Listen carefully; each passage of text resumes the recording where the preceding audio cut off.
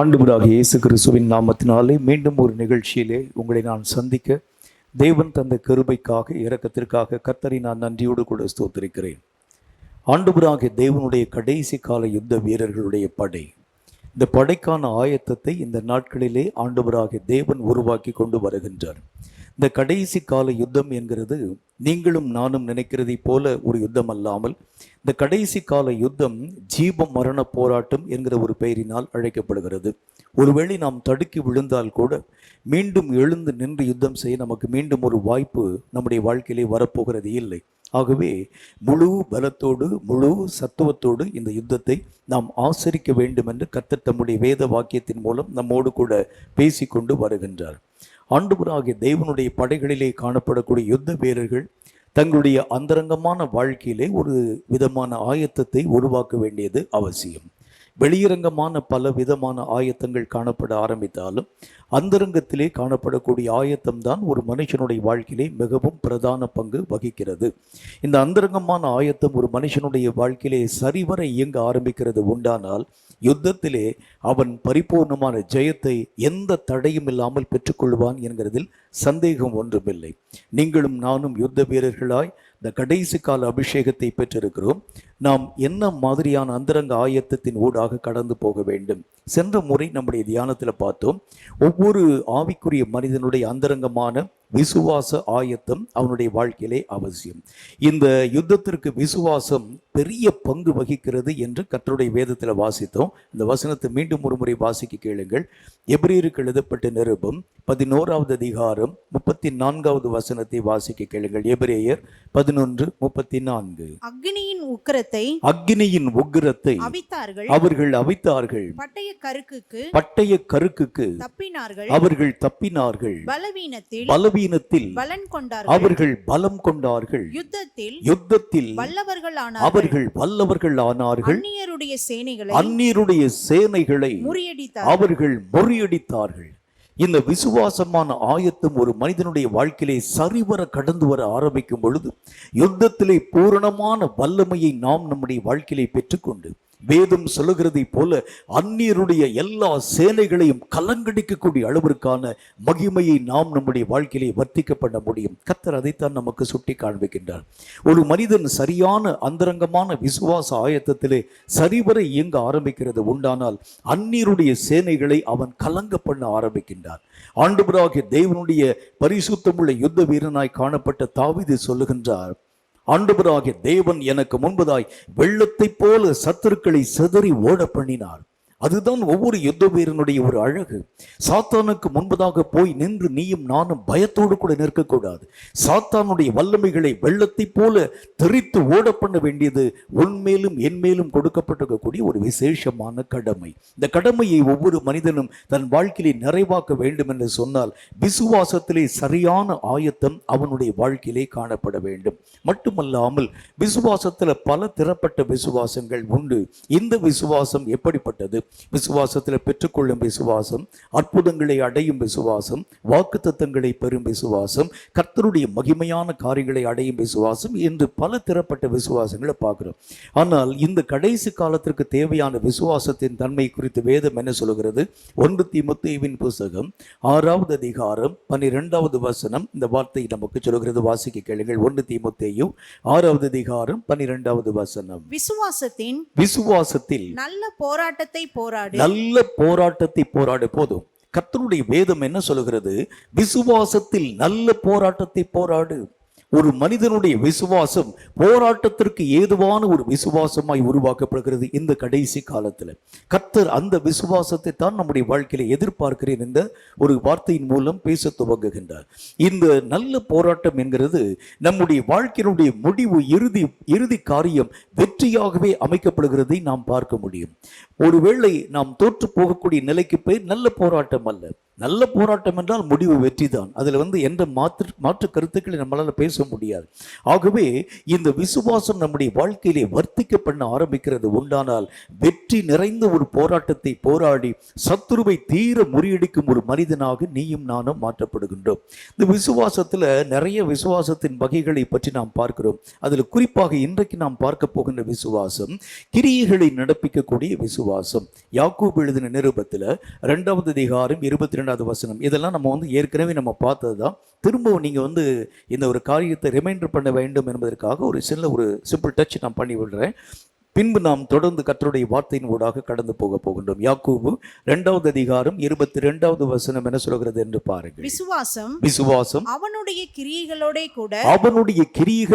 கூட முயற்சி செய்து கிரியைகளினாலே விசுவாசம் பூரணப்பட்டதென்று நீ காண்கிறாயே. கர்த்தருடைய வேதத்திலே ஆண்டவர் சொல்லுகின்றார், கிரியைகளை நடப்பிக்கும் விசுவாசம். இந்த விசுவாசம் உள்ளே இருக்க ஆரம்பித்தாலே இது கிரியைகள் செய்யாமல் வெறுமனே இருக்காது. சாதாரணமாக செத்துப்போன விசுவாசம் என்கிற இன்னொரு வகை உண்டு. இந்த விசுவாசம் உள்ள இருக்கும், ஆனால் எந்த மாற்றமும் நம்முடைய வாழ்க்கையிலே உருவாக்கப்படுகிறது இல்லை. ஆனால் இந்த விசுவாசம் நம் வாழ்க்கையிலே கிரியைகளை உருவாக்க துவங்க ஆரம்பிக்கிறது. என்னென்ன விதமான கிரியைகள் நம்முடைய வாழ்க்கையிலே வர ஆரம்பிக்கிறது உண்டானால் நமக்குள் கிரியை செய்யும் விசுவாசம் இருக்கிறது என்பதை ஐடென்டிஃபை பண்ண முடியும். அதைத்தான் நம்முடைய தியானத்தில் பார்த்துட்டு வரோம். இது கிரியைகளை செய்ய ஆரம்பிக்கிறது உண்டானால், ஒரு உதாரணமாக சொல்லணும்னா, இப்போ நம்முடைய சரீரத்தில் ஒரு காய்ச்சல் இருக்கிறது என்று வைத்துக் கொள்ளுங்கள். இந்த காய்ச்சலுடைய சிம்டமாக நீங்கள் என்னென்ன காரியத்தை பார்க்கிறீர்கள்? உங்களுக்கு வெளி சாதாரணமான காற்றை இப்பொழுது குளிர்காற்றை போல காண்பிக்கப்படுகிறது. உங்களுக்கு நீங்கள் சாப்பிடக்கூடிய ஆகாரத்தை உங்களால் சாப்பிட முடியல. நாக்கெல்லாம் அப்படி அதாவது இந்த பதார்த்தத்தினுடைய ருசியை உணர முடியாமல் ஒரே கசப்பான ஒரு தன்மையாக இருக்கிறதை பார்க்க முடியும். உங்களுடைய சரீரத்தினுடைய எல்லா விதமான உறுப்புகளும் கூட அனல் கொள்கிறதை போல நீங்கள் காண்பிக்கப்படுகிறதை பார்க்கும் பொழுது காய்ச்சல் வந்திருக்கிறது என்று சொல்கிறதை போல ஒரு கிரியை செய்யும் விசுவாசம் உள்ளே இருக்கிறது என்பதை எளிதாக நாம் நம்முடைய வாழ்க்கையில கண்டுகொள்ள முடியும். அது வெறுமனே இருக்காது.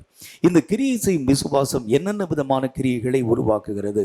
இன்றைக்கு நாம் பார்க்க போகிற நல்ல ஒரு வார்த்தை எபிரேயருக்கு எழுதப்பட்ட நிருபம் 10வது அதிகாரம் 39வது வசனம். கொஞ்சம் ஆழமா படிங்க.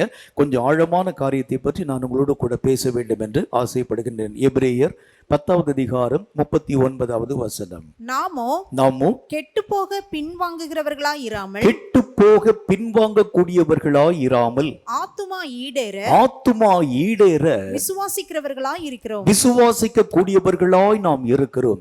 இந்த விசுவாசம் நம்முடைய ஆத்துமாவை ஈடேற்றம் அடைய செய்ய ஆரம்பிக்கிறது. இது என்ன ஒரு பொது வார்த்தை, ஈடேற்றம் அடைய செய்யக்கூடிய ஒரு வார்த்தை. ஈடேற்றம் என்று சொல்லக்கூடிய பதத்திற்கு ஆங்கிலத்தில் சேவ் என்று நாம் சொல்லலாம், அல்லது காப்பாற்றப்படும் ஒரு நிலை. நான் இதுக்கு முன்னால் ஒரு காரியத்தை பற்றி பேசியிருக்கிறேன், ஒருவேளை உங்களுக்கு ஞாபகம் இருக்கலாம். அதுக்கு பேர் ஆத்தும ரட்சிப்பு என்கிற ஒரு காரியத்தை பற்றி நான் பேசியிருக்கிறேன் 1 பேதுரு 1:9. இந்த ஆத்தும ரட்சிப்புக்கும் ஆத்துமா ஈடேற்றத்திற்கும் ஒரு பெரிய ஒரு வித்தியாசத்தை பார்க்க முடியும். ரட்சிப்பு என்கிறது ஒவ்வொரு மனிதனுடைய வாழ்க்கையிலும் அப்பொழுது நம்முடைய வாழ்க்கையிலே வரக்கூடிய ஒரு பங்கு. ஆனால் பெற்றிருக்கக்கூடிய ரட்சிப்பை கடைசி வரைக்கும் காப்பாற்றக்கூடிய ஒரு தன்மைக்கு பேர் தான் ஈடேற்றம் அடையக்கூடிய ஒரு நிலை என்று வேதத்தில் நம்ம பார்க்கிறோம். இந்த ஆத்துமாவை ஈடேற செய்கிறது, அல்லது இந்த ஆத்துமாவை திரும்பவும் மண்ணோடு கூட மண்ணாக ஒட்டாத படிக்கு காப்பாற்றக்கூடியது இந்த விசுவாசத்தின் வல்லமை என்று கர்த்தருடைய வேதத்தில் பார்க்கிறோம். ஒரு முறை ஆத்துமா ரட்சிப்பினுடைய தன்மைகளை பெற்றுக்கொண்டு ஆண்டவராகிய தேவனுடைய பரிசுத்தம் உள்ள வல்லமையை உணர்ந்து கொண்டு திரும்பவும் மறுபடியும் பாவ வழிகளுக்குள்ளாக கடந்து போக முடியும். ஆனால் இந்த விசுவாசம் சரியான விசுவாசமாய் இருக்கிறது உண்டானால் உன்னுடைய ஆத்மாவுடைய ரட்சிப்பை அது மெய்யாகவே இழக்கும்படி அனுமதியாமல் அந்த ரட்சிப்பிலே நிலைத்து நிற்கும்படியாக அந்த ரட்சிப்பினுடைய தன்மைகளை தனக்குள் காப்பாற்றக்கூடிய தன்மைகளை உருவாக்கக்கூடிய அந்த காரியத்துக்கு பேரு தான் ஆத்தும ஈடேற்ற நிலை என்று வேதத்தில் பார்க்கிறோம். நம்முடைய வாழ்க்கையினுடைய நிலைகளை நான் இதற்கு ஒப்பிட்டு பேச முடியும். சில நேரத்தில் பாவத்தை நாம் அறிக்கையிடுவோம், அக்கிரமத்தை நாம் விட்டு விலகுவோம். மீண்டும் அந்த பாவம் செய்யக்கூடிய சூழ்நிலை வரும் பொழுது மீண்டும் அதே பாவத்திற்குள் நாம் தவறி போக ஆரம்பிக்கிறோம். இதுக்கு பேர் நம்ம என்ன சொல்கிறோம்? பெற்ற ரட்சிப்பை நாம் இழந்து போயிட்டோம். இந்த விசுவாசம் நமக்குள் இருக்கிறது உண்டானால் பெற்ற ரட்சிப்பை, ஆத்துமா பெற்ற ரட்சிப்பை இழக்காமல் பாதுகாக்க செய்ய துவங்க ஆரம்பித்து விடுகிறது. அப்படின்னா என்ன அர்த்தம்?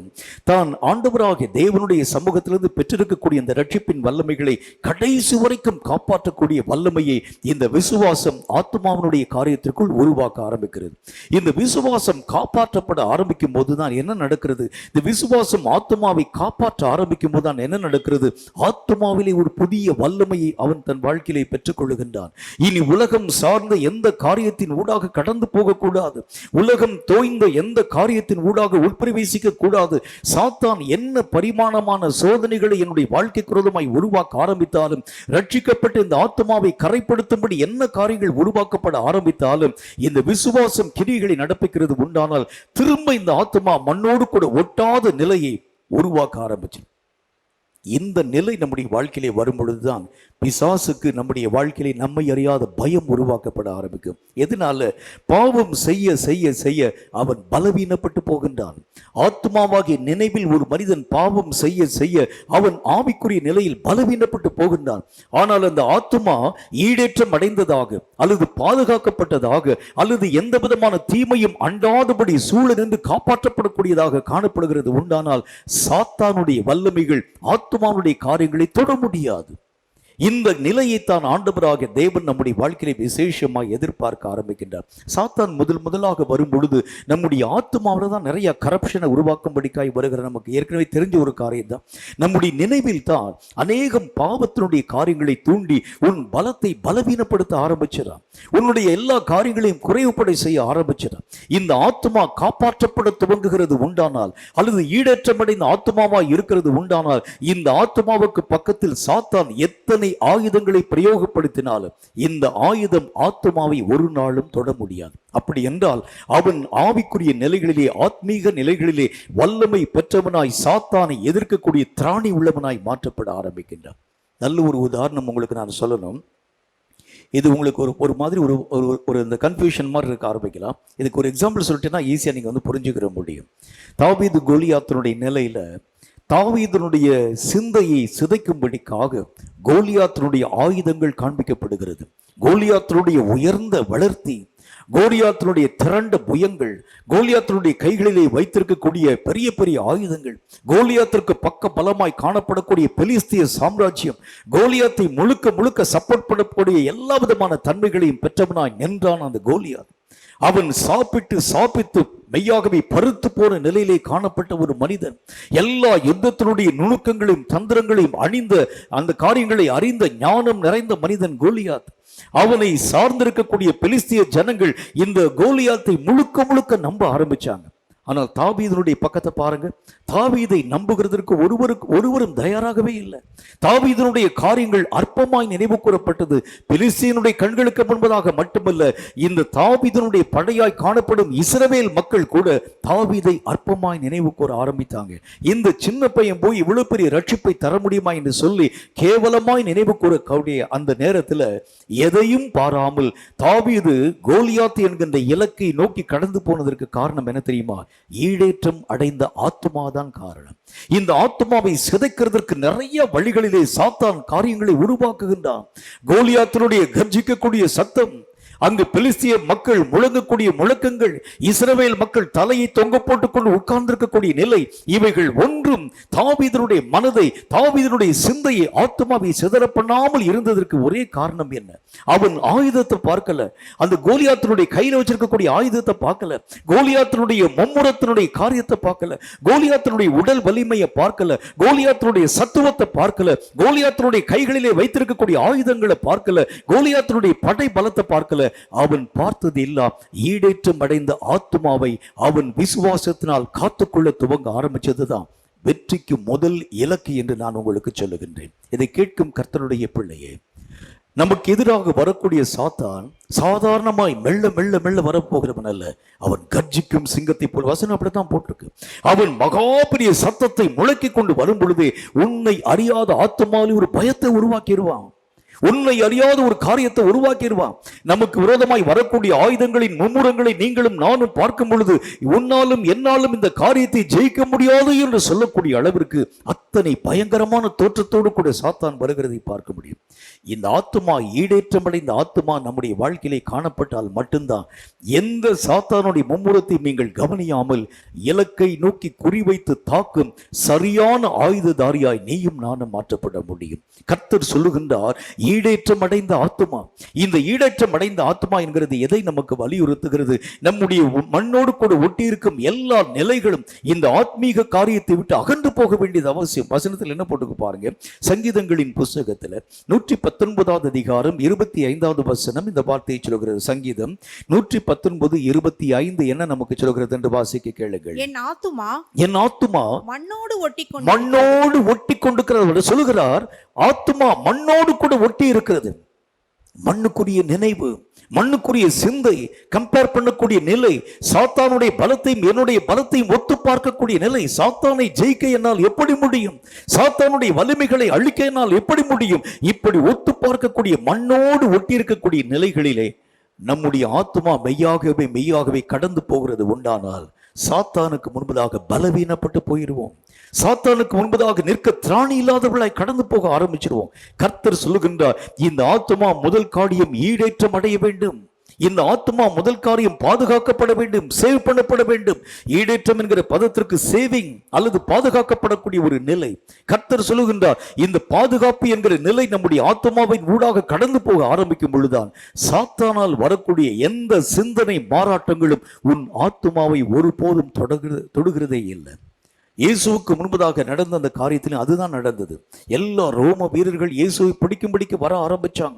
அவர்கள் கையிலே ஈட்டியோடும் ஆயுதங்களோடும் இயேசு கிறிஸ்துவை பிடிக்கும்படிக்காய் கடந்து வர ஆரம்பிச்சாங்க. இயேசுவோ பயப்படாமல் தன் வாழ்க்கையை அந்த ரோம வீரர்களுடைய கரங்களில் ஒப்புக் கொடுத்ததற்கு காரணம் என்ன தெரியுமா? ரோம வீரர்களுடைய உயரத்தையும் வளர்த்தியும் வைத்திருக்கக்கூடிய ஆயுதங்களையும் இயேசு கிறிஸ்துவினுடைய கண்கள் பார்த்திருக்கிறது உண்டானால் கட்டாயம் பயம் வந்திருக்கும். பயப்படாமல் தன் ஜீவனை இயேசு கிறிஸ்து ஒப்பு கொடுத்ததுக்கு ஒரே காரணம் ஈடேற்றம் அடைந்த ஆத்துமா அல்லது பாதுகாக்கப்பட்ட ஆத்துமா, சிந்தனையை கரைப்படுத்த முடியாத அளவிற்கு காப்பாற்றப்பட்ட ஆத்துமா. இந்த நிலைதான் ஒரு யுத்த வீரனுடைய முக்கியமான ஆயத்தம். இந்த நிலை எப்போ வரும் அப்படின்னா, விசுவாசம் உன்னுடைய வாழ்க்கையிலே வரும் பொழுது அது உன் ஆத்துமாவை கரையில்லாமல் காத்துக்கொள்ள ஆரம்பிக்கிறது. அது உன்னுடைய ஆத்துமாவை எந்த விதமான நினைவுகளிலே காணப்படக்கூடிய மாறாட்டங்களை விட்டு விலக்க துவங்க ஆரம்பித்து விடுகிறது. சத்துருனுடைய மும்முரங்களை அறிய முடியாமல் உன்னுடைய ஆத்துமாவை அது மெய்யாகவே கவசமிட்டு காக்க துவங்க ஆரம்பித்து விடுகிறது. ஆகவேதான் சொல்லுகின்றார், இந்த அந்தரங்க ஆயத்தமாகிய விசுவாசம், உன் ஆத்துமாவை ஈடேற்றும் விசுவாசம் உன் வாழ்க்கையிலே வளர்ந்து பெருக ஆரம்பிக்கிறது உண்டானால் சாத்தானுடைய வல்லமைகள் உன் ஆவிக்குரிய நிலைகளை தொடவே முடிகிறது இல்லை. எதிராளியாகிய சாத்தானை எதிர்க்கக்கூடிய திராணி பெற்றவனாய் உலகத்தை ரட்சிக்கும் மனிதனாய் நீயும் நானும் மாற்றப்பட முடியும். அதற்கு ஒரே ஒரு நிலை, ஆத்மாவுடைய ஈடேற்றம் என்று கர்த்தர் நமக்கு சொல்லுகின்றார். இரண்டாவது காரியத்தை பாருங்க, இது ரொம்ப ஒரு முக்கியமான ஒரு காரியம். கர்த்தருடைய வேதம் சொல்லக்கூடிய இந்த வார்த்தையை நாம் பார்க்கின்றோம். எபிரேயருக்கு எழுதப்பட்ட நிருபம் 12வது அதிகாரம் 1வது வசனத்தை வாசிக்க கேளுங்கள். எபிரேயர் 12வது அதிகாரம் 1வது வசனம் என்ன சொல்கிறது என்று பாருங்கள். ஆகையால் மேகம் போன்ற இத்தனை திரளான சாட்சிகள் நம்மை சூழ்ந்து கொண்டிருக்க பாரமான யாவற்றையும் நம்மை சுற்றிலும் நெருங்கி நிற்கும் பாவத்தையும் தள்ளிவிட்டு விசுவாசத்தை துவக்குகிறவரும் முடிக்கிறவருமாய் இருக்கிற இயேசுவை நோக்கி நமக்கு நியமிக்கப்பட்டிருக்கிற ஓட்டத்தில் பொறுமையோடே ஓடக்கடவும். கர்த்தர் சொல்லுகின்றார், கர்த்தருடைய வார்த்தை என்ன சொல்கிறது? நமக்கு முன்பதாய் காணப்படும் எல்லா காரியங்களையும் புறம்பே தள்ளும் அறிவை விசுவாசம் உருவாக்குகிறது. நிறைய நேரங்களில் நம்மை சுற்றிலும் காணப்படக்கூடிய மலை போன்ற பிரச்சனைகளை பார்க்கிறோம், மலை போன்ற காரியங்களை உருவாக்குகிறதை பார்க்கிறோம். சாத்தான் கொண்டு வரக்கூடிய போராட்டங்கள், எல்லா விதமான காரியங்களை பார்க்கும் பொழுது இதை நாம் மெய்யாகவே தகர்க்க முடிகிறது இல்லை. மலையை போல சூழ்ந்து கொண்டிருக்கிறது. கர்த்தர் சொல்லுகின்றார், இது எல்லாம் குப்பைக்கு சமான, இதெல்லாம் தூக்கி எரிஞ்சிட்டு போயிரு. இதை பத்திலாம் நீ யோசிக்காத. இதற்காக நீ உருவாக்கப்பட்டவன் அல்ல. ஒரு விசுவாசம், ஒரு மனுஷனுடைய வாழ்க்கையிலே வரக்கூடிய விசுவாசம், எதை நோக்கி நான் ஓட வேண்டும், எது நம்முடைய வாழ்க்கையிலே தேவையற்ற பங்கை வகிக்கக்கூடியது, தேவையற்ற காரியங்களை கொண்டு போய் குப்பையாக நம்முடைய தலையில போட்டு போட்டு போட்டு தான் நாம் நம்முடைய வாழ்க்கையிலே கவலை கவலை கவலை என்கின்ற பரிமாணத்தின் ஊடாக கடந்து போக ஆரம்பிக்கிறோம். இந்த விசுவாசம் சொல்கிறது, இந்த குப்பைகள் எல்லாவற்றையும் முதல் காரியம் புறம்பே தள்ளு. இந்த காரியங்கள் எல்லாவற்றையும் தூக்கி எறிந்து விடு. இது உன்னுடைய வாழ்க்கைக்கு உகந்தது அல்ல. இந்த காரியங்களை நீ மையமாக வைத்திருக்கிறது உண்டானால் உன் ஆவிக்குரிய பலத்தை நீ பலட்சியமாக்க துவங்க ஆரம்பிச்சிருவ. இந்த விசுவாசம் உன்னுடைய வாழ்க்கையிலே பேச துவங்க ஆரம்பிக்கிறது. நிறைய நேரங்களில் நம்முடைய வாழ்க்கையிலே வரக்கூடிய இந்த தேவையில்லாத கவலைகள், தேவையில்லாத பிரச்சனை, தேவையில்லாத காரியம். நான் அடிக்கடி என்னுடைய செய்தியில் சொல்லக்கூடிய ஒரு நல்ல ஒரு சம்பவம். ஒரு முறை ஒரு ஊழியத்துக்கு நான் கடந்து போயிருந்தேன். கடந்து போயிருக்கக்கூடிய நேரத்தில் ஒரு பெற்றோர், ஒரு தகப்பனும் தாயும், அந்த பெற்றோருக்கு ஒரே ஒரு மகள். அந்த மகளுக்கு ஏறக்குறைய ஒரு 6 வயது இருக்கும் என்று வைத்துக் கொள்ளுங்கள். 6 அல்லது 7 வயது இருக்கும். இந்த 3 பேரும் என்னிடத்தில் ஜெபிக்கும்படிக்காய் வந்தார்கள். நான் என்ன விஷயத்திற்காக ஜெபிக்க வேண்டும் என்று நான் கேட்டேன். என்னுடைய மகள் ஏதோ ஒரு காரியத்தை பறிகொடுத்தவளை போல எந்த விஷயத்திலும் ஈடுபாடு இல்லாதவளாக அவள் காணப்படுகின்றாள். இவளுக்காக நீங்க ஜெபிக்கணும் அப்படின்னு அவங்க அப்பாவும் அவங்க அம்மாவும் என்கிட்ட வந்து பேசினாங்க. உடனே நான் அவளை பார்த்து கேட்டேன். ஒரு 6 வயது பிள்ளை, 6 வயது பிள்ளைனா ஒரு 2வது வகுப்பு படிக்கக்கூடிய பிள்ளை அல்லது 3வது வகுப்பு படிக்கக்கூடிய பிள்ளைன்னு வச்சுக்கோங்களேன். இந்த பிள்ளைகிட்ட போய் நான் கேட்டேன், உனக்கு என்னம்மா பிரச்சனை, இப்போ என்ன கவலை வந்திருக்கு, உங்கள் வகுப்பில் இருக்கக்கூடிய உங்கள் மிஸ் உன்னை அடிக்கிறாங்களான்னு கேட்டேன். இல்லை அங்கிள் அப்படின்னு சொல்லிச்சு. வேறு என்ன உனக்கு பிரச்சனை இருக்குது, அப்பா அம்மா உனக்கு சரியாக சாப்பாடு கொடுக்க மாட்டேங்க, ஐயோ என்னை நல்லா கவனிக்கிறாங்க அங்கிள், இந்த வயசில் உனக்கு என்ன கவலை இருக்கிறது. உடனே எங்கள் அப்பாவும் அம்மாவும் கொஞ்சம் வந்து அந்த பக்கம் நீங்கள் போக சொல்லுங்கள் அங்கிள், நான் உங்கள்கிட்ட வந்து பர்சனலாக பேசுகிறேன் என்று சொன்னது அந்த பெண். உடனே சரின்னு சொல்லிட்டு அவங்க தகப்பனையும் தாயையும் அந்த பக்கம் அனுப்பி விட்டு அந்த பிள்ளையை பார்த்து கேட்டேன், இப்போ நீ சொல்லுமா உனக்கு என்ன பிரச்சனைன்னு கேட்டேன். நான் சொன்னால் சிரிக்கக்கூடாது அப்படின்னு சொன்னது அந்த பொண்ணு. இல்லைம்மா நான் சிரிக்கலை, உனக்கு என்ன பிரச்சனைன்னு கேட்டேன். எனக்கு பிறக்கக்கூடிய பிள்ளைக்கு என்ன பேர் வைக்கலாம் என்று சொல்லக்கூடிய யோசனை இருக்கிறது. இப்போ தான் 3ஆம் கிளாஸ் வந்திருக்கு. இந்த 3ஆம் கிளாஸ் வந்து இனி 10th பாஸ் பண்ணி +2 பாஸ் பண்ணி இனி காலேஜுக்கு போய் இனி அந்த பெண்ணுக்கு திருமணம் முடித்து இனி அந்த பெண்ணுக்கு பிறக்கக்கூடிய பிள்ளை ஆண் குழந்தையா பெண் குழந்தையா தெரியாது. இப்போவே அந்த பிள்ளைக்கு என்ன பேர் வைக்கலாம் அப்படின்னு ஒரு யோசனை. இப்போ இதை நான் உங்களுக்கு என்ன சொல்லுகின்றேன், இதெல்லாம் நமக்கு தேவையில்லாத காரியம். இந்த மாதிரி தான் சாத்தான் தேவையில்லாத குப்பைகளை கொண்டு போய் உங்களுடைய தலையிலே கொண்டு போய் போடுகின்றான். தேவையில்லாத காரியம், தேவையில்லாத விஷயம்.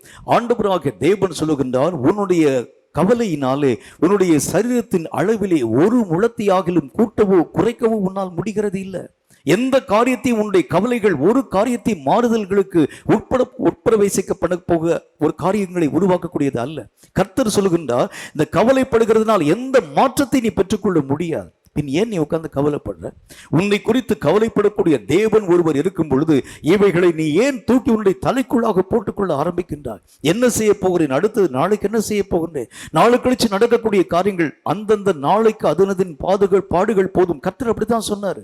ஆனால் இந்த கவலைகளாகிய பாரங்கள், சுற்றிலும் நெருக்கி நிற்கக்கூடிய பாவமான பாரங்கள், இவைகள் எல்லாவற்றையும் போட போட போட போட நம் நிலையை நாம் மறந்து போக ஆரம்பிச்சிடும். நம்முடைய ஓட்டங்களை நாம் மறந்து போக ஆரம்பிச்சிடும். நம்முடைய இலக்கை நாம் மெய்யாகவே இழந்து போக ஆரம்பிச்சிடும். கர்த்தர் சொல்லுகின்றார், பாரமான எல்லாவற்றையும் நீ புறம்பே தள்ளு.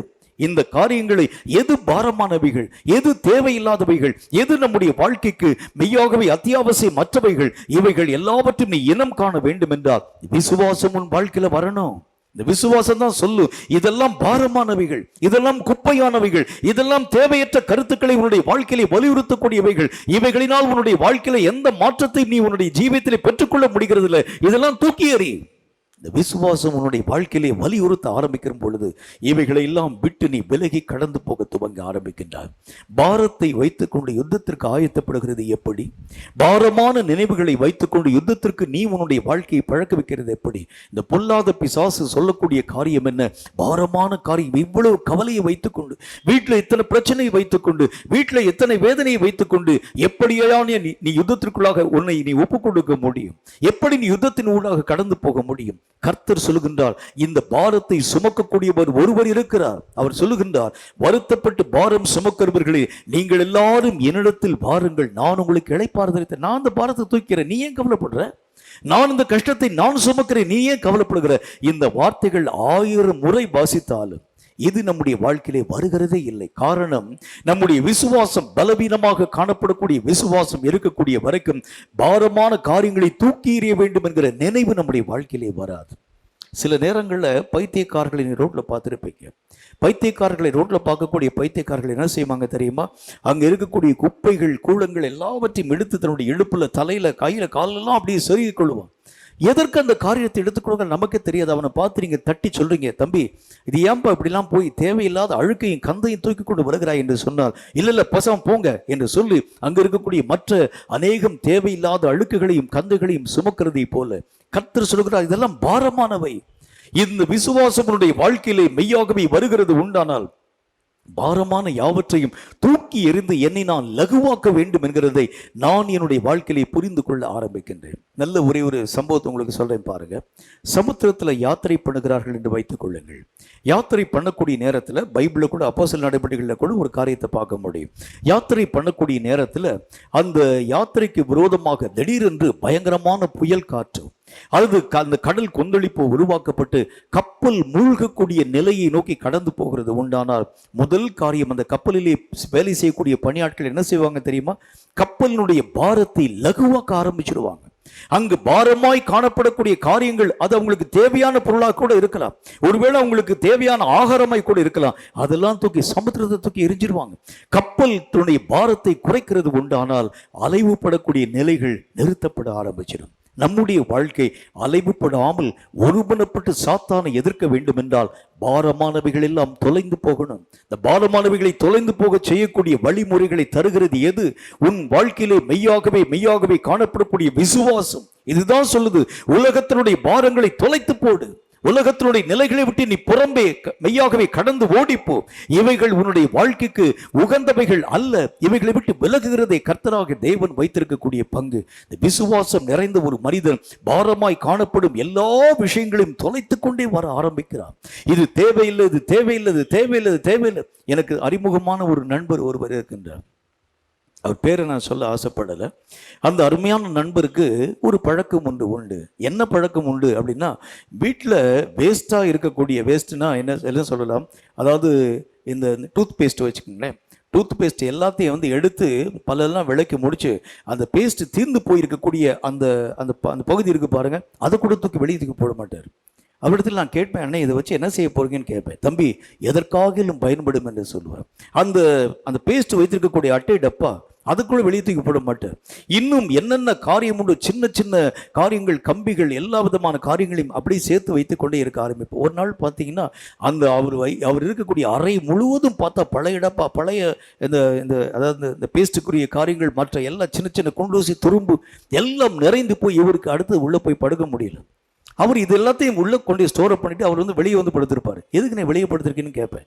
உள்ள படுக்கிறதுக்கு இடம் இல்லப்பா, நிறைய எல்லா பொருளும் நிறைந்து போயிருக்கிறது, இன்னும் வாங்கக்கூடிய பேஸ்ட் அடைக்கிறதுக்கு எனக்கு இடம் இல்லை என்று சொல்லுவார். நான் அவரை பார்த்து சொல்லுவேன், இதெல்லாம் குப்பை, தேவையில்லாத காரியம், இதை கொண்டு போய் வைத்து விட்டு நீங்கள் ஏன் வெளியே போய் படுத்திருக்கணும்னு கேட்பேன். நம்முடைய வாழ்க்கையில கூட நிறைய நேரத்தில் நாம் அதைத்தான் செய்ய ஆரம்பிக்கின்றோம். தேவையில்லாத காரியத்தை உள்ள கொண்டு ஸ்டோர் பண்ணிட்டு தேவையான பங்குகளை வெளியே தூக்கி எறிய ஆரம்பிச்சு விடுவோம். கர்த்தருடைய வேதம் சொல்லக்கூடிய நல்ல ஒரு வார்த்தையின்படி ஒரு 2 சகோதரிகளை நான் அறிந்திருக்கின்றேன். அவங்களையும் நான் சொல்ல ஆசைப்படலை. இந்த 2 சகோதரிகளில் அதில் மூத்த சகோதரி கொஞ்சம் ஞானம் வாய்ந்தவர்கள், இளைய 2 பேரும் சின்ன சின்ன வயதிலே இருக்கக்கூடியவர்கள். இளைய சகோதரிக்கு அந்த அளவுக்கு ஞானம் பத்தாது இருக்கக்கூடிய அந்த ஆரம்ப நாட்கள். அவங்களுடைய தாத்தா அந்த இளைய சகோதரி மேலே ரொம்ப பிரியம் வைத்திருக்கக்கூடியவர். ஒவ்வொரு முறையும் வெளியே போகும்பொழுது அவர் என்ன செய்வார் பாருங்கள், வெளியே போயிட்டு அந்த மூத்த பிள்ளைக்கு எந்த ஒரு காரியத்தையும் கொடுக்கக்கூடாது. அவர் நான் சொல்லக்கூடிய வார்த்தையை சரியாக கேட்கல, நீ தான் எனக்கு செல்ல பேத்தி என்று சொல்லி அழைத்து கொண்டு போய் நல்ல ஒரு வாழைப்பழம் வாங்கிட்டு அந்த பேத்தினுடைய கையில் கொடுப்பார். இந்த 2 பேரும் வீட்டுக்கு நேராக வருவாங்க. வீட்டுக்கு நேராக வந்த உடனே அந்த மூத்த சகோதரி அங்கே ஓரத்தில் நின்று பார்த்து கொண்டே இருப்பார்கள். இந்த இளைய சகோதரி என்ன செய்வாங்க பாருங்கள், வாழைப்பழத்தை உரித்து எல்லா காரியத்தையும் உரித்து பழத்தை தூக்கி கீழே போட்டுட்டு தோலை திங்க ஆரம்பிச்சிடுவாங்க. எனக்கு அந்த தாத்தாக்கு ஒருமை கோபம், அறிவு இருக்கா கழுத, முக்கியமான காரியத்தை தூக்கி எறிஞ்சிட்டு தோலை தின்னுட்டு இருக்கே. அங்கே ஒளிந்திருக்கக்கூடிய மற்றும் ஒரு சகோதரி ஒரே ஓட்டமாய் ஓடி வந்து பழம் கீழே விழுந்தோடனே தூக்கிட்டு ஒரே ஓட்டம் ஓடியே போயிடுவாங்க. கர்த்தருடைய வேதம் சொல்லக்கூடிய வார்த்தை அதுதான். எது பிரதானம், எது முக்கியம், தேவையில்லாததை தூக்கி எறிய வேண்டும். அதுதான் விசுவாசத்தினுடைய வல்லமை. உன் வாழ்க்கையில வளர ஆரம்பிக்கும் பொழுது அது உன் ஜீவியத்தில் எதை உன்னுடைய வாழ்க்கையில பயிற்றுவிக்க ஆரம்பிக்கிறது. தேவையில்லாத காரியங்களை தூக்கி எறி, பாரமான யாவைகளை, எல்லா விதமான விஷயங்களை நீ புறம்பே தள்ளு. உன்னை நீ லகுவாக மாறப்பண்ண ஆரம்பிக்கும் பொழுதுதான் கர்த்தராகிய தேவனுடைய பங்கிலே நீ கடந்து போக முடியும். நல்ல ஒரு சம்பவத்தை பாருங்க. பாரத்தோடு கூட கடந்து போன கோலியாத்து லகுவாய் காணப்பட்ட தாவீது. தாவீதுடைய கையில் ஆயுதம் இல்லை, 5 கூழாங்கல்லும் ஒரே ஒரு கவனம் மட்டும்தான். அந்த கோலியாத்தினுடைய உச்சம் தலை துவங்கி உள்ளங்கால் பரியந்தும் முழு விதமான பலத்தையும் சார்ந்து வந்திருக்கக்கூடிய அவன் ஒரு சாதாரண தாவீதுக்கு முன்பதாக தோற்று போனதற்கு காரணம், பாரம் இல்லாதவன் பாரமானவனை எளிதாக மேற்கொள்ள முடிச்சிடும். அதைத்தான் கர்த்தர் நமக்கு சொல்லுகின்றார். பாரமானவைகளை தூக்கி எறிந்து விடு. இவைகள் உன் வாழ்க்கையிலே மெய்யாகவே வெற்றியை நோக்கி உன்னுடைய ஜீவித்தை அழைத்துக் கொண்டு போக சக்தியற்றதாய் காணப்படுகிறது. இந்த விசுவாசம் தான் சொல்லுது, இவைகளை விட்டு நீ விலக வேண்டும் என்கிறதை இந்த விசுவாசம் உன் வாழ்க்கையிலே வலியுறுத்த துவங்க ஆரம்பித்து விடுகிறது. 3வது காரியத்தை பாருங்க, ரொம்ப முக்கியமான ஒரு காரியம். கர்த்தருடைய வேதம் நமக்கு சொல்லக்கூடிய நல்ல ஒரு வார்த்தையை பாருங்கள். கொலோசியருக்கு எழுதப்பட்ட நிருபம் 1வது அதிகாரம் 21, 22 ஆகிய வசனங்கள் என்ன சொல்கிறது என்று பாருங்கள். கொலோசியர் 1வது அதிகாரம் 21, 22 ஆகிய வசனங்களை வாசியுங்கள். முன்னே அந்நியராயும் துர்க்கிரியைகளினால் மனதிலே சத்துருக்களாயும் இருந்த உங்களையும் பரிசுத்தராகவும் குற்றமற்றவர்களாகவும் கண்டிக்கப்படாதவர்களாகவும் நமக்கு முன் நிறுத்தும்படியாக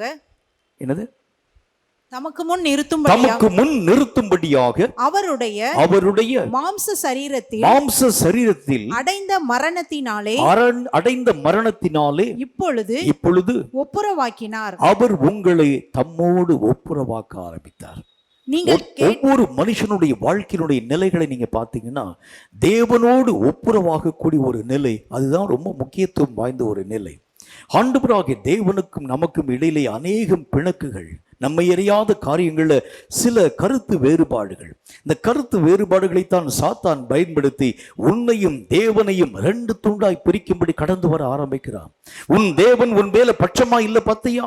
முன்பு மாதிரி உன் தேவன் உன்னோடு கூட பேசல பார்த்தியா? முன்பு மாதிரி உன்னோடு கூட ஆண்டவராகிய தேவன் வெளிப்பாடுகளை தரல பார்த்தியா?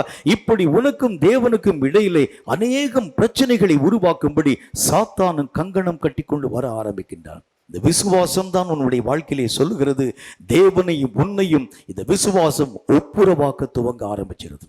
ஆண்டவராகிய தேவனோடு கூட இணையக்கூடிய ஒரு அனுபவம், ஒப்புரவாக்கப்படக்கூடிய ஒரு நிலை. இந்த ஒப்புரவாக்கப்பட்டிருக்கக்கூடிய ஒரு மனுஷனுடைய வாழ்க்கையில பிரச்சனைகள் எது அவனுடைய வாழ்க்கைக்கு குரதமாய் வந்தாலும் எளிதாய் மேற்கொள்ளும் மனிதனாய் மாற்றப்படுகிறான். ஏனென்றால் தேவன் அவனுக்கு பக்க பலமாய் நிற்கிறார். தேவனுக்கும் அவனுக்கும் இடையில எந்த சண்டை சச்சரவுகள் இல்லை, எந்த பிரச்சனைக்குரிய காரியம் இல்லை.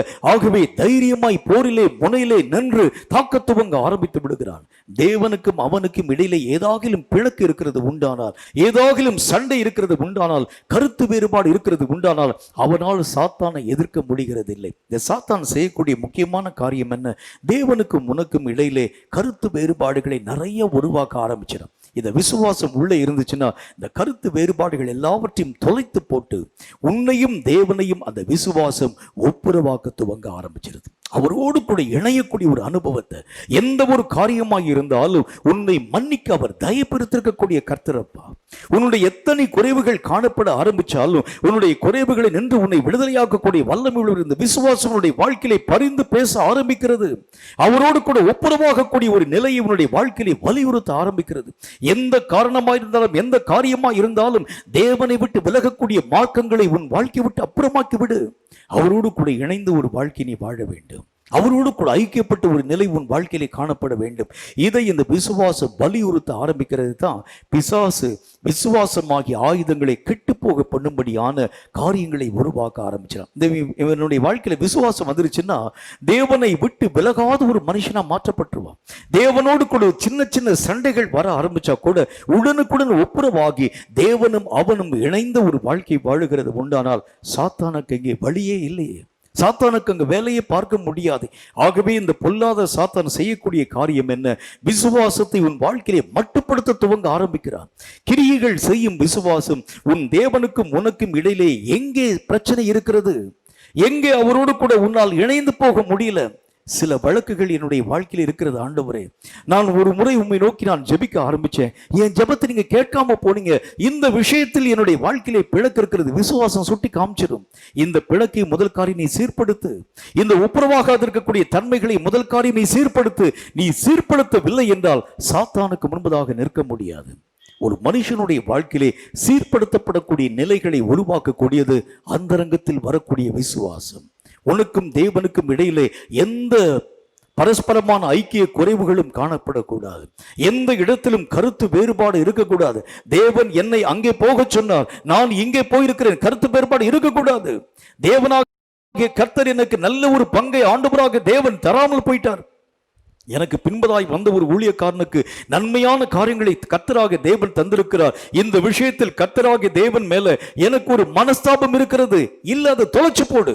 உனக்கும் தேவனுக்கு மனஸ்தாபம் இருக்கிறது உண்டானால் உன்னால் சாத்தானை ஜெயிக்க முடியாது. இந்த விசுவாசம் உன் வாழ்க்கையிலே வலியுறுத்த ஆரம்பிச்சிருது. எந்தெந்த இடத்தில் உனக்கும் தேவனுக்கும் இடையில் மார்க்க பேதங்கள் காணப்படுகிறது, எந்தெந்த இடத்தில் தேவனோடு கூட உன்னால் ஒத்துப்போக முடியல, எந்தெந்த இடத்தில் கர்த்தருடைய வார்த்தைகளை உன்னால் கேட்க முடியல, எந்தெந்த இடத்தில் கர்த்தருடைய வசனங்களுக்கு உன்னால் செவி கொடுக்க முடியல, கீழ்ப்படிய முடியல, அவைகள் எல்லாவற்றையும் சீராக்கக்கூடிய பணியை இந்த விசுவாசம் உன் வாழ்க்கையிலே வர்த்திக்க பண்ண ஆரம்பிக்கிறது. இதுக்கு பேரு தான் கிரியைகளை செய்யும் விசுவாசம். உன்னையும் தேவனையும் இணைக்கக்கூடிய பணியில இந்த விசுவாசம் பெரிய பங்கு வகிக்க துவங்க ஆரம்பிக்கிறது. இந்த விசுவாசம் மட்டும் நம்முடைய வாழ்க்கையில இல்லைன்னா என்னைக்கோ நாம் கர்த்தராக தேவனை இழந்து போக ஆரம்பிச்சிருப்போம். தேவனை இழந்து போன மனிதன் சாத்தானை கூட எதிர்த்து நிற்கிறது எப்படி? தேவனை இழந்து போன ஒரு மனிதன் பிசாசனுடைய ஆயுதங்களுக்கு விரோதமாய் நிலையாய் நிற்கிறது எப்படி? சாத்தான் அதைத்தான் நம்முடைய வாழ்க்கையை விரும்ப ஆரம்பிக்கின்றார். தேவனோடு கூட இணையக்கூடிய அனுபவங்களை மெய்யாகவே இழந்து போகும்படிக்காக, தேவனோடு கூட ஒப்புரவாகக்கூடிய நிலைகளை இழந்து போகும்படியாக, தேவனுக்கும் உனக்கும் இடையில் இருக்கக்கூடிய அந்த பரஸ்பரமான ஐக்கியத்தினுடைய விரிசல்களை சீராக்க விடாத நிலைகளை நம்முடைய வாழ்க்கையிலே சாத்தான் உருவாக்குகிறார். விசுவாசம் உன்னுடைய வாழ்க்கையிலே வளர ஆரம்பிக்கும் பொழுது எந்தெந்த இடத்தில் கர்த்தரை விட்டு நீ விலகி இருக்கிற, எந்தெந்த பாதை உனக்கும் கர்த்தருக்கும் மெய்யாகவே ரெண்டு பகுதியாய் பிரிந்து இருக்கிறது, இந்த விசுவாசம் வலியுறுத்தி பேச ஆரம்பிக்கும். இந்த விஷயத்துல கர்த்தராகிய தேவனுக்கு ஏற்ற ஒரு மனிதனாய் உன்னுடைய வாழ்க்கையை காண்பிக்க முடியல பாத்தியா? இந்த விஷயத்துல கர்த்தராகிய தேவனுக்கு பிரியமுள்ளவனாய் வாழ முடியல பாத்தியா? இதை நீ கர்த்தரோடு கூட ஒப்புரவாக வேண்டும். இதை நீ விட்டு விலக வேண்டும். ரெண்டு பேரை பிசாசு குறிவைத்தான் இயேசு கிறிஸ்து வாழ்ந்த நாட்கள்ல. ஒன்று பேதுரு அப்போஸ்தலன், இரண்டு யூதாஸ் காரியோத்து.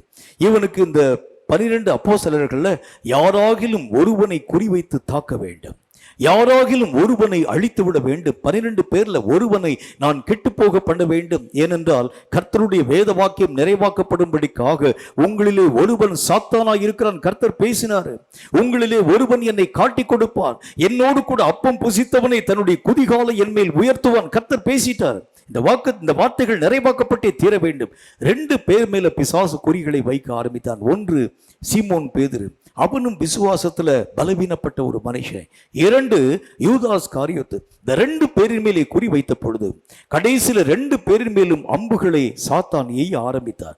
அம்புகளை எய்யும்படிக்காக ஆயுதங்களை தொடுக்கக்கூடிய அந்த நேரத்துல இயேசு ஆண்டவராகிய தேவன் இந்த பேதுருவை பார்த்து எச்சரிப்பான வார்த்தையை பேசினார். சீமோனே சீமோனே, சாத்தான் உன்னை சுளைகளை போட்டு புடைக்கும்படிக்காக என்னிடத்தில் உத்தரவு கேட்டுக்கொண்டான். என்றாலும் உன் விசுவாசம் ஒளிந்து போகாதபடி உனக்காக வேண்டிக் கொண்டேன்.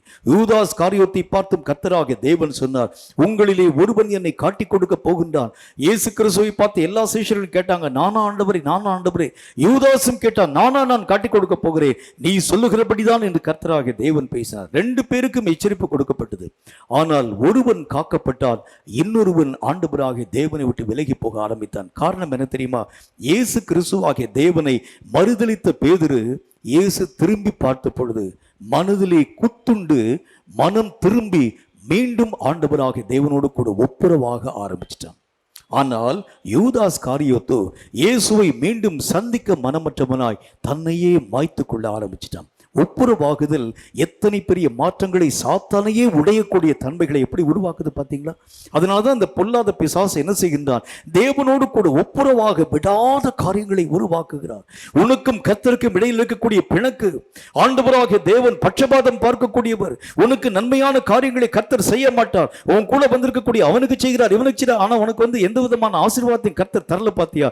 இப்படி சாத்தான் பேசக்கூடிய வார்த்தைகளுக்கு நீ செவி கொடுக்கிறது உண்டானால் கர்த்தரை இழந்து போக ஆரம்பிச்சிருவேன்.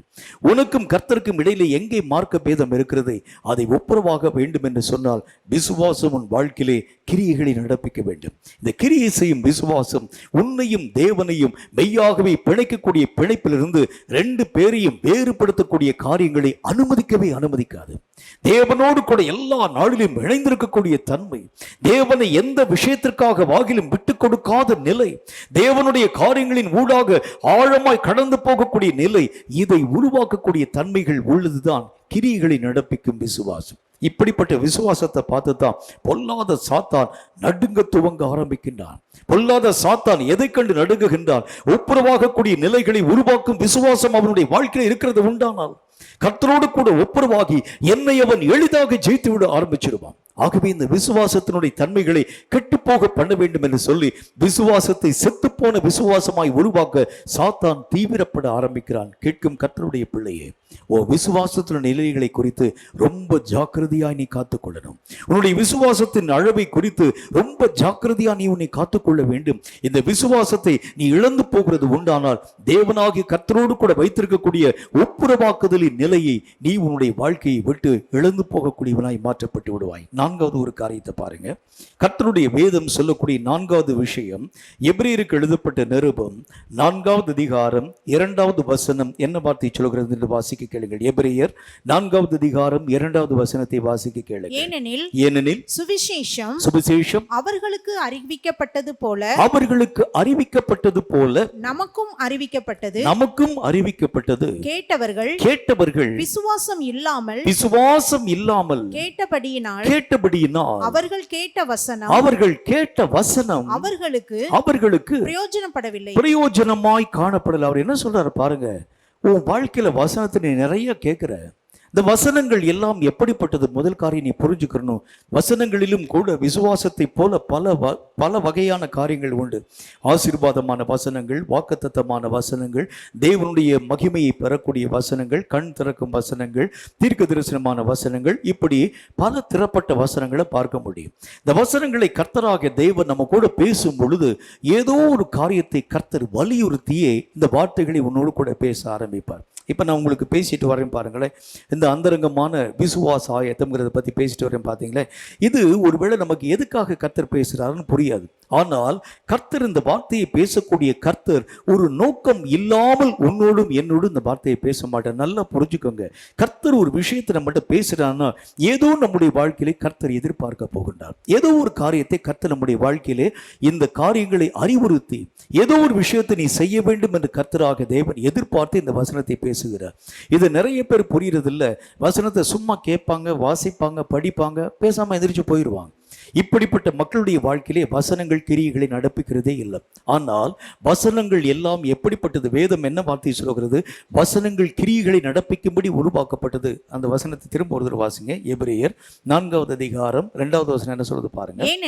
ஏனெனில் சுவிசேஷம் அவர்களுக்கு அறிவிக்கப்பட்டது போலவே நமக்கும் அது அறிவிக்கப்பட்டது. அவர்கள் கேட்டவர்கள் விசுவாசம் இல்லாமல் அவர்கள் கேட்டபடியினால் அவர்கள் கேட்ட அந்த வசனம் அவர்களுக்கு பிரயோஜனப்படவில்லை. எப்படி போட்டுக்கு பாருங்க, கேட்ட வசனம் வாழ்க்கையிலே பிரயோஜனப்படவில்லை என்றால் விசுவாசம் வாழ்க்கையில இல்லைன்னு அர்த்தம். விசுவாசம் இல்லாமல் அவர்கள் கேட்கிறது உண்டானால் அந்த வசனம் சும்மா போய் வசனமாகவே கிழக்க ஆரம்பிக்கும். இப்ப மண்ணில் கொண்டு விதையை விதைக்கிறோம்னா அந்த விதை பலனே கொடுக்கவில்லை என்று சொன்னால் அந்த விதையினால் என்ன பிரயோஜனம்? மண்ணில் கொண்டு ஆழமாய் குழியை தோண்டி நல்ல அநேகம் பூச்செடிகளை நம்ம கொண்டு போய் விதைக்கிறோம் என்று வைத்துக் கொள்ளுங்கள். நெல் மணிகளை கொண்டு போய் விதைக்கிறோம் என்று வைத்துக் கொள்ளுங்கள். கோதுமைகளை கொண்டு போய் விதைக்கிறோம் என்று வைத்துக் கொள்ளுங்கள். விதைக்கக்கூடிய விதை பலனே தராமல் அப்படி இருக்கிறது உண்டானால் விதைத்த விதையினால் என்ன பிரயோஜனம்? போட்ட உரங்களினால் என்ன பிரயோஜனம்? ஊற்றின தண்ணினால் என்ன பிரயோஜனம்? அப்ப வேதம் சொல்லக்கூடிய வார்த்தையின்படி விசுவாசம் தான் வசனத்தை உன் வாழ்க்கையிலே பிரயோஜனம் அடைய செய்ய ஆரம்பிக்கிறது. இந்த வசனம் எதை உன்னுடைய வாழ்க்கையிலே வலியுறுத்த ஆரம்பிக்கிறது? இந்த விசுவாசம் தான் உங்ககிட்ட ஆழமா இந்த காரியங்களை பேச ஆரம்பிக்கிறது. இதை கொண்டு நீ என்ன செய்ய வேண்டும் என்று கர்த்தர் விரும்புகின்றார். இதை கொண்டு என்ன காரியத்தை நீ உருவாக்க வேண்டும்? எதற்காக இந்த வசனம் உன்னுடைய வாழ்க்கையிலே கொடுக்கப்படுகிறது?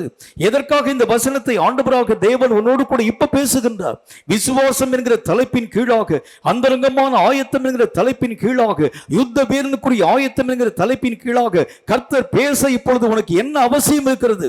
யோசிச்சு பார்க்கக்கூடிய தன்மைகளை உருவாக்குகிறது இந்த விசுவாசம். என்னோடு கூட கர்த்தர் பேசுகிறது உண்டானால் என்னுடைய வாழ்க்கையில் ஏதோ ஒன்றை எதிர்பார்க்கிறார், ஏதோ ஒரு காரியத்தை நான் செய்யணும். இந்த யூடியூப் சேனல்ல பார்க்கக்கூடிய மக்கள் நிறைய பேர், நிறைய செய்தி வந்துட்டே இருக்கு. நிறைய வரக்கூடிய செய்திகள், எல்லா செய்தியும் பார்த்துட்டு வராங்க. குறிப்பிட்டு இந்த செய்தியை மட்டும் நீ கவனிக்கும்படி கர்த்தர் ஏன் உன்னோடு கூட பேச வேண்டும்? யோசிப்பாரு. இந்த செய்தியை மட்டும் எத்தனையோ நூற்றுக்கணக்கான செய்திகள் யூடியூப் சேனல் இப்போ வந்துட்டு இருக்கு. இந்த வார்த்தையை நான் பேசும்போது நிறைய சேனல்ல நிறைய செய்திகள் வருகிறது. எல்லா காரியத்தை விட்டு இந்த செய்தியை நீ கேட்க வேண்டும் என்று கர்த்தர் ஏன் உன்னுடைய வாழ்க்கையை பணிக்கிறார் என்றால் ஒரு நோக்கம் உனக்கு உண்டு. ஒரு நோக்கத்தை கர்த்தர் வச்சிருக்கிறார். இந்த நோக்கத்தை புரிந்து கொள்ளத்தான் விசுவாசம் வாழ்க்கையிலே வலியுறுத்த ஆரம்பிக்கிறது. கேட்டவர்கள் பிரயோஜனம் இல்லாமல் கேட்டாங்கன்னா அந்த வசனம் பலன்களை தரவே தராது.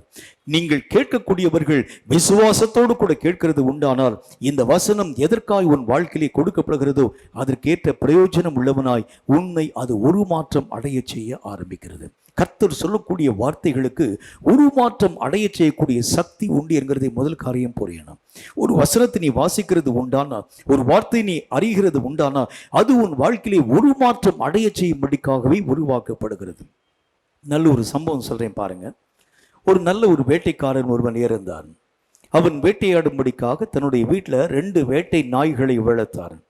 இந்த வேட்டை நாய்களுக்கு அவன் பழக்க வைத்திருந்தான். ஏதாச்சும் முயல், மான்கள் இந்த மாதிரி போகிறது உண்டானால் அந்த வேட்டை நாயை அவன் ஏவுகிறது உண்டானால் அந்த முயல்களையோ மான்களையோ போய் அப்படி பிடித்து கடித்து கவ்வி கொண்டு வந்து வேட்டைக்காரனுடைய காலு கீழே கொண்டு போட்டு அந்த மாதிரி பழக்க வைக்கப்பட்டிருக்கக்கூடிய 2 நாய்கள். இந்த 2 நாய்களுக்கு ஒரு நாள் ஆகாரம் வாங்கும்படிக்காய் பக்கத்தில் இருக்கக்கூடிய கடைக்கு கடந்து போயிருந்தோம். இது ஒரு வேடிக்கையாக சொல்லப்படக்கூடிய ஒரு கதை தான். அந்த கடையில் இருக்கக்கூடிய அந்த நபர் அவன் என்ன செஞ்சிருக்கிறான் பாருங்க. அந்த நாய்களுக்குரிய மாம்ச துண்டங்களை ஒரு பேப்பரில் வச்சு அப்படி கட்டி கையில் கொடுத்துருக்கிறாரு. வரக்கூடிய நேரத்தில் அவருடைய நண்பரும் வந்துட்டார்.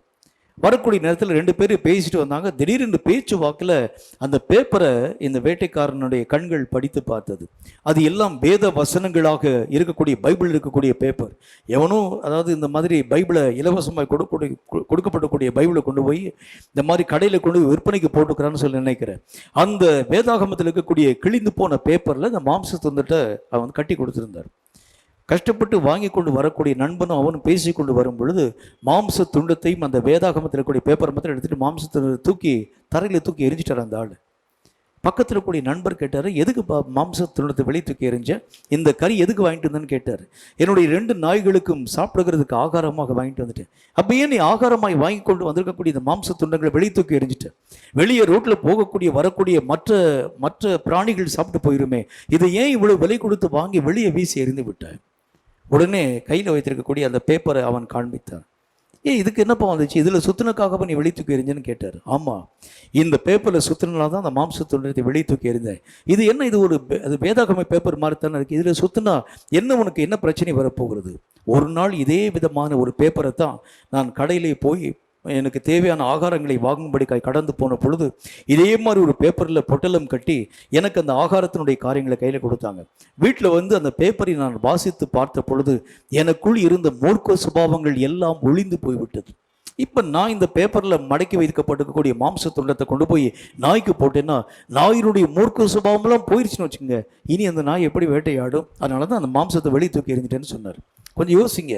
இந்த பேப்பரில் சுற்றப்பட்டிருக்கக்கூடிய அந்த வார்த்தையை ஒரு மனுஷனுடைய வாழ்க்கையை மாற பண்ணக்கூடிய அளவிற்கு வல்லமை வாய்ந்ததாக இருக்கிறது உண்டானால் கர்த்தர் உங்கள்கிட்டயே நேரடியாக பேசக்கூடிய வார்த்தை இப்ப இந்த வார்த்தையை கேட்டுக்கொண்டிருக்கும் பொழுது கர்த்தர் நம்மகிட்ட தான் பேசிட்டு இருக்கிறார். இப்படி பேசக்கூடிய வார்த்தை எத்தனை காரியங்களை உள்ளடக்கிறதாக காணப்படும். ஒரு நோக்கம் இல்லாமல், ஒரு சித்தம் இல்லாமல் கர்த்தர் இந்த வார்த்தை ஏன் என்கிட்ட பேசணும், என்கிட்ட பேசுகிறதற்கு என்ன காரியம் உண்டு, என்ன முகாந்திரம் உண்டு, நான் என்ன செய்யும்படிக்காய் கர்த்தர் இந்த விசுவாசத்தின் தன்மையை பற்றி என்னோடு கூட பேசுகிறார்.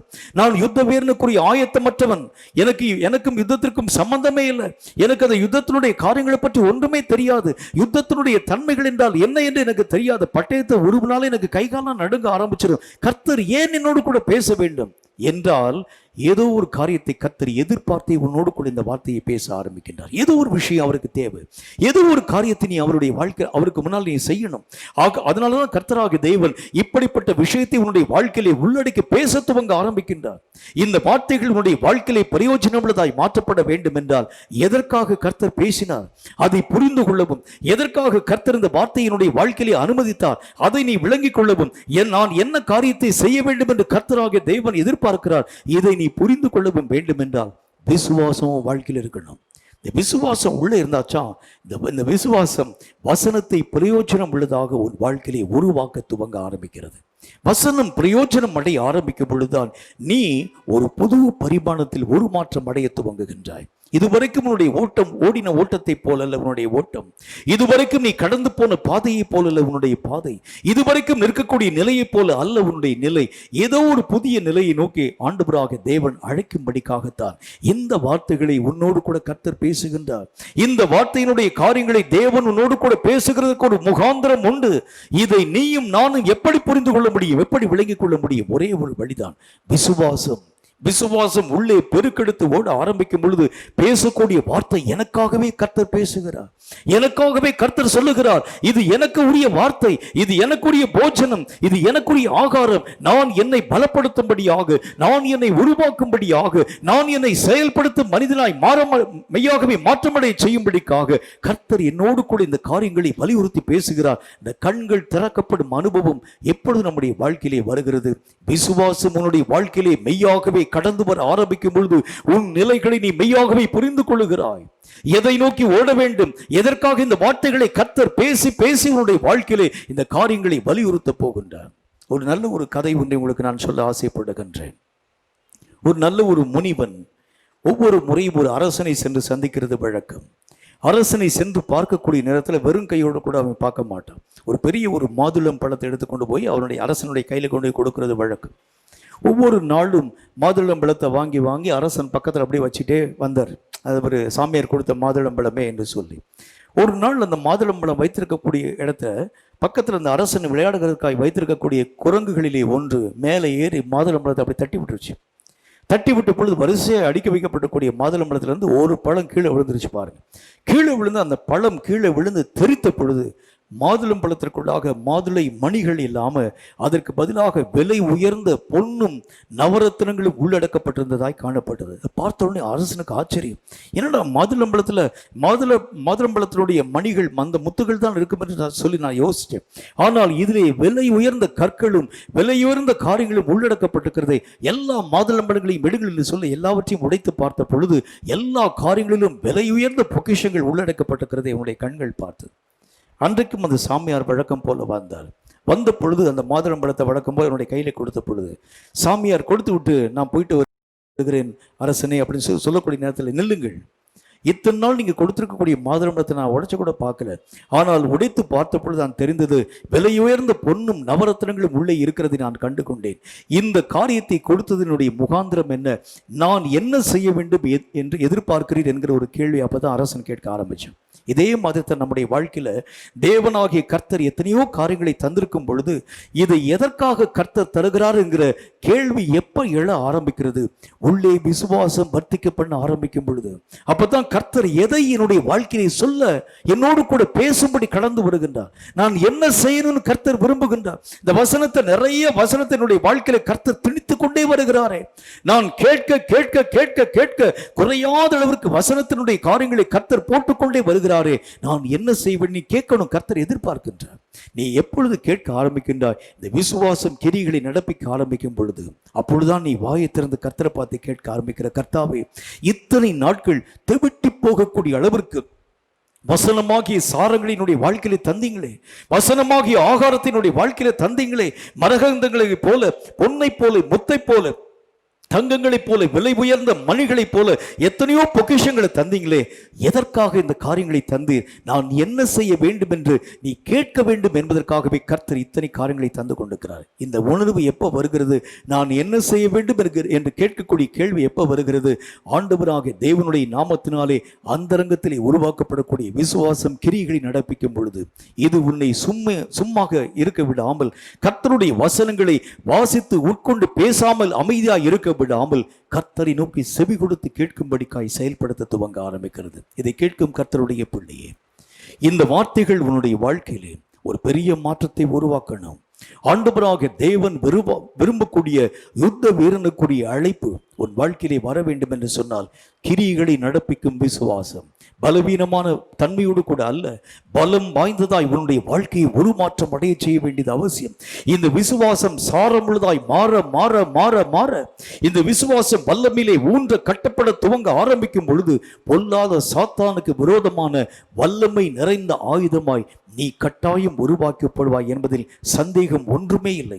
எத்தனையோ காலங்களிலே வசனங்களை நம்ம கேட்டோம், எத்தனையோ காலங்களிலே கர்த்தருடைய காரியங்களை நாம் கற்றுக்கொள்ள ஆரம்பிச்சோம். நம்முடைய ஆத்மாவை பற்றி அக்கறையற்றவர்களை நாம் நம்முடைய வாழ்க்கையிலே காணப்பட ஆரம்பிச்சோம். எத்தனையோ பாரமான காரியங்களை தூக்கி சுமக்கும் மக்களாய் நாம் காணப்பட ஆரம்பித்தோம். ஆண்டவராக தேவனோடு கூட ஒப்புரவாகக்கூடிய நிலைகளை மறந்து நம் இஷ்டப்படியே கடந்து போகக்கூடிய மக்களாய் மாற்றப்பட ஆரம்பிச்சோம். விசுவாசம் என்கின்ற வல்லமை உன் வாழ்க்கையிலே கிரியைகளை நடப்பிக்கும் பொழுது, இவைகளிலே ஒன்றை கூட விட்டுவிடாமல் எல்லாவற்றையும் செயல்பட செய்து உன்னை கடைசி கால வீரனாய் இந்த விசுவாசம் உருவாக்க துவங்க ஆரம்பிக்கிறது. இதை கேட்கும் கர்த்தருடைய யுத்த வீரனே, உன்னை ஆயத்தப்படுத்தும்படியாக விசுவாசத்திலே உன்னை நீ பயிற்றுவிக்க வேண்டும் என்று கர்த்தர் விரும்புகின்றார். விசுவாசம் உன்னுடைய வாழ்க்கையிலே, அந்தரங்கமான வாழ்க்கையிலே எழும்பி ஊன்ற கட்டப்பட வேண்டும் என்று கர்த்தர் விரும்புகின்றார். ஒரு யுத்த வீரனுக்குரிய அந்தரங்கமான ஆயத்தம் விசுவாசத்தை பொறுத்தே அமைக்கப்படுகிறதாக இருக்கிறதுனால, விசுவாசத்தை மையமாக கொண்டு ஊக்கமாய் ஜெபித்து விசுவாசத்தை உறங்கி கிடக்கும் விசுவாசத்தை தட்டி எழுப்புங்கள். இந்த விசுவாசம் வல்லமையாக கிரியைகளை நடப்பிக்க துவங்க ஆரம்பிக்கிறது உண்டானால், உலகத்தை அச்சுறுத்தும் எல்லா பொல்லாத தீய அந்தகாரத்தின் ஆவிகளின் சேனைகளின் திரளை நிர்மூலமாக்க உன் விசுவாசம் ஒன்றே போதுமானதான வல்லமையான ஆயுதமாய் காணப்படும் என்கிறதில் சந்தேகம் ஒன்றுமே இல்லை. இதை கேட்கும் யாராக நீ இருந்தாலும் சரி, ஆண்டவராக தேவன் இன்றைக்கு உன்னோடு கூட பேசியிருக்கிறார். என்னோடு கூட பேசுகிறதுக்கு என்ன முகாந்தரம் இருக்கிறது? ஆண்டவரை கர்த்தரிடத்தில் கேளு. நான் என்ன செய்ய வேண்டும் என்று விரும்புகிறேன், கர்த்தர் நோக்கி ஜெபம் பண்ணி கேளு. எதை நான் நோக்கி கடந்து போக வேண்டும், எதற்காக இந்த வார்த்தைகளை நான் கேட்கும்படிக்கு என்னோடு கூட பேசுகிறேன், நீ கர்த்தரை நோக்கி கேட்கிறது உண்டானால், இந்த கர்த்தர் உன்னோடு கூட பேசி உன்னை உருவாக்கி கடைசி கால யுத்த வீரனாய் தேவன் உன்னை மாற்றமடைய பண்ணுவார் என்பதில் சந்தேகம் ஒன்றுமில்லை. தலைகளை தாழ்த்தி கண்களை மூடி கர்த்தரை நோக்கி நாம் ஜெபம் செய்வோம். கண்களை மூடி நாம் ஜெபிப்போம். எங்களை அதிகமாய் நேசிக்கிற எங்கள் அன்பின் பரலோக பிதாவே, ஆசீர்வதிக்கப்பட்ட இந்த நல்ல நாளிலும் ஒரு யுத்த வீரனுடைய அந்தரங்கமான ஆயத்தம் என்றால் என்ன? கர்த்தர் எங்களோடு கூட தீர்க்கமாய் பேசுகிறேன்.